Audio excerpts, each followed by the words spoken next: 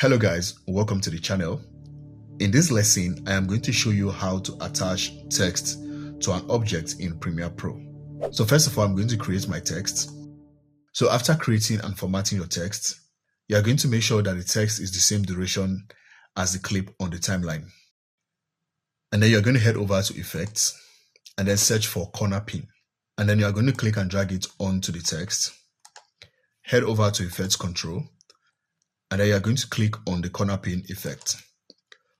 When you click on the corner pin effect, you're going to see these little circles on the four corners of the preview section. Now what you're going to do with those is to simply click and drag them onto the object you want to put the text, or you want to place the text like that. You are going to position them on the area you want to attach the text to. So right here, I see the text is smaller than how I want it to be.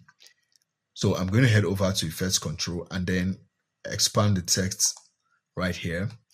And then right here, I can modify the size of the text by dragging the font size, increasing the font size, or I can simply select the text and then drag the edges right here to make it bigger and then reposition it the way I want it to be.